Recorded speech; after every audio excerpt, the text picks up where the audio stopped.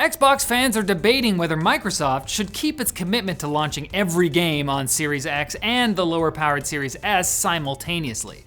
A relatable situation for anyone whose mom forced them to bring their little brother along to Stacy's party even though it was so embarrassing. I'm Riley Murdoch, this is GameLinked, and this is a Larian Studios dev saying that getting Baldur's Gate 3 split screen working on Series S is a huge technical hurdle, but Microsoft won't let them launch the game on only one Xbox. And especially not Xbox One. Meanwhile, the PS5 doesn't have the same issue, and Baldur's Gate 3 is launching on that console September 6th, leaving Xbox fans divided over whether they want to only be as fast as the slowest person in the caravan when there's kobolds in them hills. Whew.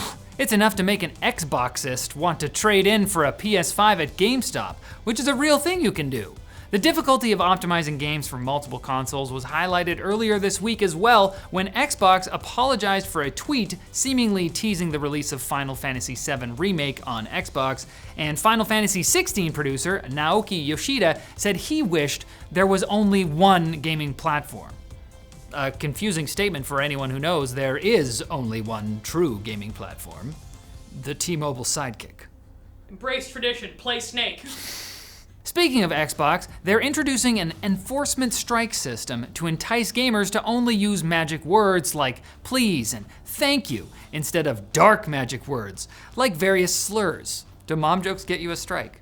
We need to know. Let us know, Microsoft. Can your mom call me back, please? In a handy infographic, Xbox shows that the policy is based on an 8-strike system. Interesting. Probably because Phil Spencer didn't play a lot of baseball growing up. Different actions will earn you a different number of strikes. For example, cheating will earn you 1 strike, while hate speech will get you 3, aka the any percentage Xbox suspension speedrun strat. 3-second record. As an explanation for the system, Xbox Player Services Corporate Vice President Dave McCarthy, that's a title, explained, "We didn't have a way to show our players what their standing was in our community, and this makes it completely clear.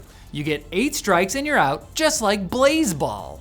In addition, each strike level suspends players for longer periods of time, up to even a year if you collect all 8. And you can use that time to reflect on if it was truly necessary to curse out some 10-year-old calling themselves HD Bong Snipes XXX. I was justified. He didn't revive me.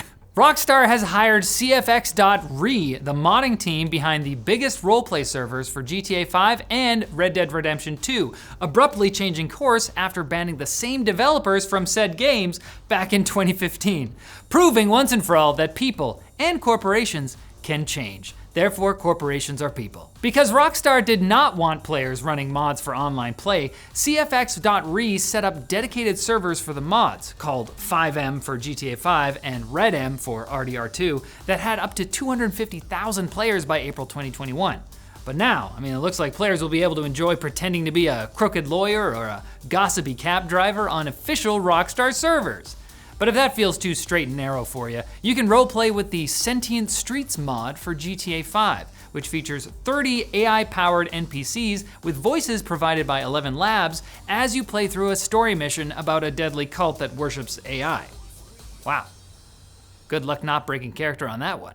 Now it's time for Quick Bits, brought to you by Dbrand and their replacement PS5 side panels, the Dark Plates 2.0. Man, those guys are so badass. Their mesh-filtered vents promote airflow for improved thermal performance, and their sleek, contoured shape ditches the popped collar look of stock side panels. Thank goodness. The Dark Plates 2.0 are available in 7 colors and can be further customized with middle skins. That sounds like a cult thing. Visit mybossisveryshort.com and enter the code GAMELINKED to get 10% off your entire purchase. Okay, these are the quick bits, but I wanna call them B. Can I call them B? Is that okay?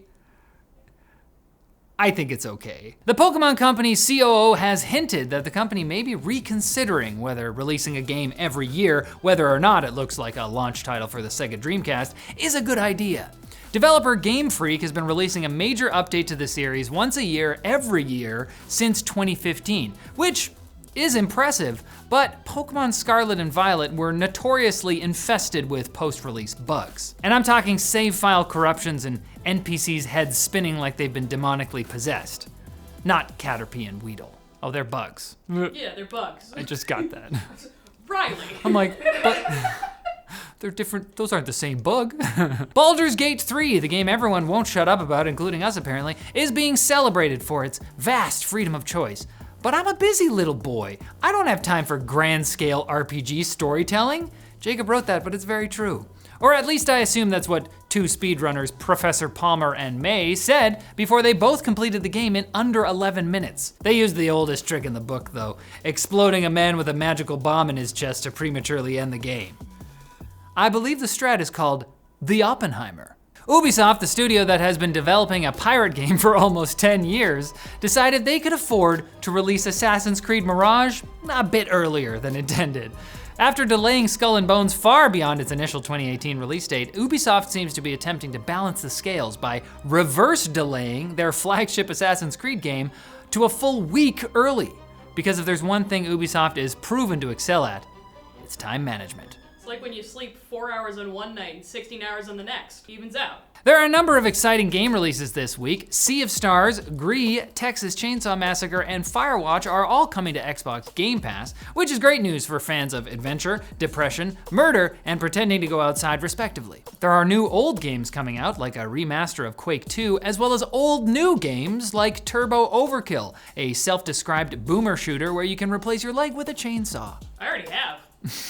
There's also a teaser trailer for Teenage Mutant Ninja Turtles: The Last Ronin, which will be a perfect miserable chaser for anyone who came out of this year's Mutant Mayhem movie feeling a little too happy. And Acid Wizard Studios, creators of cult hit horror game Darkwood, has released a new turn-based strategy game, Soccer Kids, in alpha.